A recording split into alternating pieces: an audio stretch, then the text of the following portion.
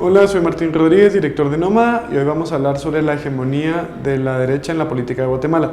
Esto sobre todo por los últimos acontecimientos en los que se anunció el retiro de la Embajada de Noruega, que es la segunda que se va del país después de la Embajada de Holanda.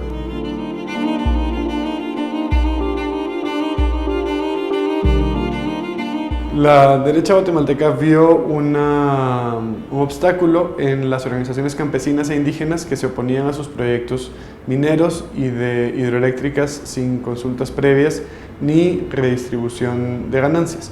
Y entonces ideó, a mi modo de ver, una estrategia con 4 puntos. La primera es una estrategia de desprestigio mediático. En el 2012 se hizo un programa en Canal Antigua para desprestigiar y calificar de terroristas a las organizaciones campesinas e indígenas y a quienes les daban cooperación, como las embajadas de Suecia, Noruega y Holanda. Nos encontramos con Pedro Trujillo frente a la Embajada de Suecia y hoy le mostraremos cómo estos fondos que son donados por el gobierno están siendo invertidos en grupos que están causando zozobra, algunos actos terroristas e inclusive desestabilidad en algunas comunidades indígenas. Usted oirá esta cinta que demuestra que el nombre de un campesino fue mal utilizado para pedir fondos que jamás llegaron a sus manos. El resto de teléfonos simplemente están desconectados.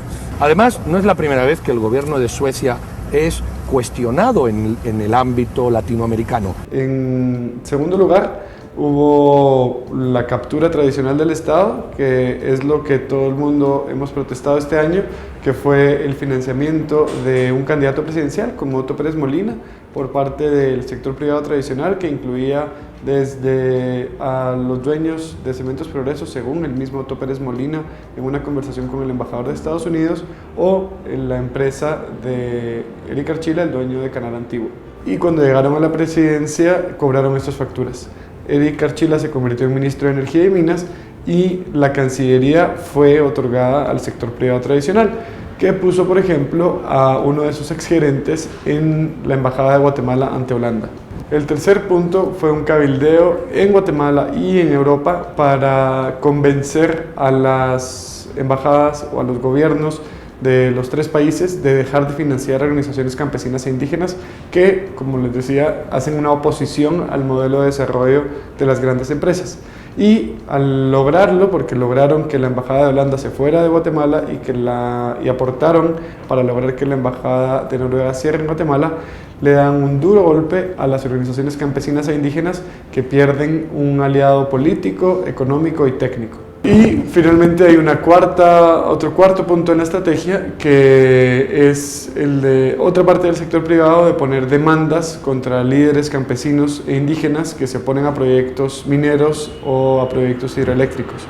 Con esto evitan que puedan ser, por ejemplo, candidatos a alcaldes en Huehuetenango y les cierran más puertas en el Estado. ¿Cómo afecta esto a la democracia? La afecta muy fuertemente porque se pierden pesos y contrapesos dentro del debate político y se hace que un modelo único que genera muchos problemas sociales, que no genera beneficios al Estado y tampoco genera beneficios ambientales, se imponga sobre el resto de la sociedad. Esto es muy dañino para la democracia. Por eso tenemos que estar vigilantes y aprender también cuáles son las estrategias para convertirse en hegemónicos.